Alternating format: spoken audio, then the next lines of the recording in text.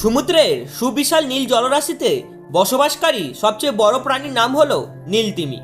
শুধু সমুদ্র নয়, স্থলে বসবাসকারী যে কোনো প্রাণীর চেয়ে আকারে বড় এটি। নীলতিমিকে অনেকে মাছ বললেও প্রকৃতপক্ষে এটি মাছ নয়, এটি সাগরে বসবাসকারী একটি স্তন্যপায়ী প্রাণী। সেই হিসাবে নীলতিমি পৃথিবীর সবচেয়ে বড় স্তন্যপায়ী প্রাণী। চলুন আজকে জেনে আসা যাক নীল সাগরের জলরাশির নিচে রাজত্ব করা দানবাকার এই প্রাণীটির সম্পর্কে। তো প্রিয় দর্শক, আর দেরি না করে আজকের এই পর্বটা শুরু করা যাক।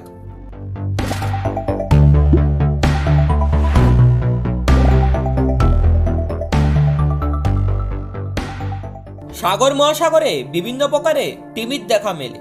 এগুলি হলো কিলার তিমি, নীল তিমি, পাইলট তিমি, হামবেক তিমি, বেলুগা তিমি, ফিন তিমি, গ্রে তিমি সহ আরও অনেক নাম। তবে এদের মধ্যে সবচেয়ে বড় আকৃতির হলো নীল তিমি। নাম নীল তিমি হলেও এর রং পুরোপুরি নীল নয়, অনেকটা ধূসর কালচে নীল বর্ণের মতো। তবে সমুদ্রের নীল জলরাশির নিচে এদের বর্ণ নীল দেখায়। আন্টার্কটিক মহাসাগর, প্রশান্ত মহাসাগর, আটলান্টিক মহাসাগর ও ভারত মহাসাগর সহ পৃথিবীর প্রায় সব মহাসাগরে দেখা মেলে এই নীল তিমি।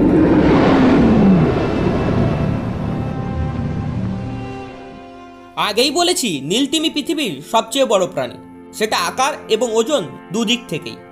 একটি পূর্ণবয়স্ক নীলতিমির দৈর্ঘ্য প্রায় 30 মিটার বা 100 ফুটের কাছাকাছি পর্যন্ত হতে পারে, যা এখনো পর্যন্ত আবিষ্কৃত সবচেয়ে বড় ডাইনোসরের দ্বিগুণ। আর এর ওজন প্রায় 200 টন পর্যন্ত হয়, যা 40টি পূর্ণবয়স্ক আফ্রিকান হাতির সমান ওজনের। এর হৃৎপিণ্ডের আকার অস্বাভাবিক বড়, প্রায় 2টি মাঝারি আকারের প্রাইভেট কারের সমান। একটি নীলতিমির জিহার ওজন প্রায় একটি হাতির সমান, যার ওপর 12 থেকে 15 জন প্রাপ্তবয়স্ক মানুষ অনায়াসে দাঁড়াতে পারবেন। একটি নবজাত নীলতিমি কিন্তু আকারে অবিশ্বাস্য বড় হয়, প্রায় 25 ফুট দৈর্ঘ্যের হয়ে থাকে একটি নবজাত নীলতিমি, আর এর ওজন হয় প্রায় 3 টন। মজার বিষয় হলো জন্মের পরে 6 মাস প্রতিদিন এরা 500 লিটার পর্যন্ত দুধ পান করে।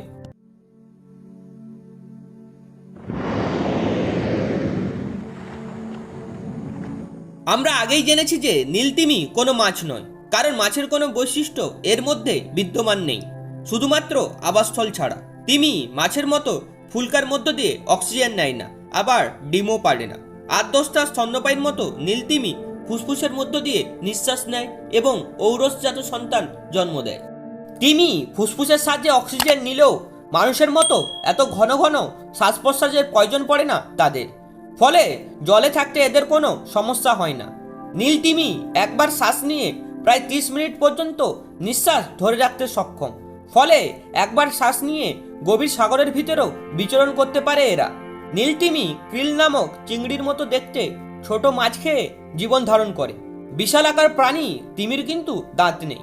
দাঁতের স্থলে বিশাল চালুনির মতো ব্যালিন নামক হাড়ের তৈরি জাল থাকে। উপর থেকে নিচের চোয়াল পর্যন্ত 300 ব্যালিন পেড রয়েছে, যা তিমিকে শিকার ধরতে সাহায্য করে। বিশাল আকার তিমি যখন হাঁ করে সমুদ্রের জলে ভেসে বেড়ায়, তখনই এর জালে আটকা পড়ে হাজার হাজার ক্রিল।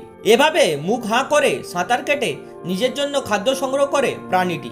এভাবে একদিনে প্রায় 8 টন বা 40 মিলিয়ন ক্রিল মাছ আহার করে থাকে নীলতিমি, যা দিয়ে অনায়াসে 2000-এরও বেশি মানুষের একদিনের খাবারের ব্যবস্থা করা সম্ভব।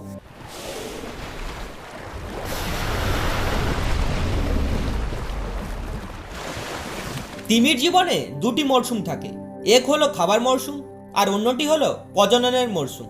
উত্তর ও দক্ষিণ মেরুর সাগরগুলির কাছাকাছিতে গ্রীষ্মকালে প্রচুর কিল জাতীয় মাছ পাওয়া যায়। এই সময় তিমিরা ব্যাপক ক্রিল মাছ আহার করে এবং প্রজনন মরশুমের জন্য শক্তি জমাতে শুরু করে, ফলে এদের চামড়ার নিচে পুরু চর্বির স্তর জমতে শুরু করে। শরৎকালের দিকে এরা প্রজননের জন্য সঙ্গী খোঁজা শুরু করে এবং শীতকাল পর্যন্ত চলে এদের প্রজনন মরশুম। প্রজনন মরশুম শেষে গ্রীষ্মকালে এরা আবার উষ্ণ সাগরীয় অঞ্চলে ফিরে আসে সন্তান জন্মদান করতে। এখানে বলে রাখি, ঠান্ডা জলে তিমিরা সন্তান প্রসব করে না, কারণ এই আবহাওয়া তিমির সন্তানের বেঁচে থাকার জন্য বেশ প্রতিকূল। তাই সন্তান জন্মদানের পূর্বে তারা উষ্ণ জলের সাগরের দিকে যাতায়াত করে। এবারে একটি মজার তথ্য দিয়ে রাখি, নীলতিমি কখনোই পুরোপুরি ঘুমায় না। এর মস্তিষ্কের অর্ধেক অংশ সজাগ থাকে এবং বাকি অর্ধেকটা ঘুমায়। কখনোই পুরো মস্তিষ্ক একসাথে ঘুমের দেশে চলে যায় না। এর কারণ হলো পুরো মস্তিষ্ক যদি একসাথে ঘুমিয়ে পড়ে আর ঠিক সময় মতো জাগতে না পারে তবে জলের মধ্যে দম বন্ধ হয়ে মারা যাবে তিমি।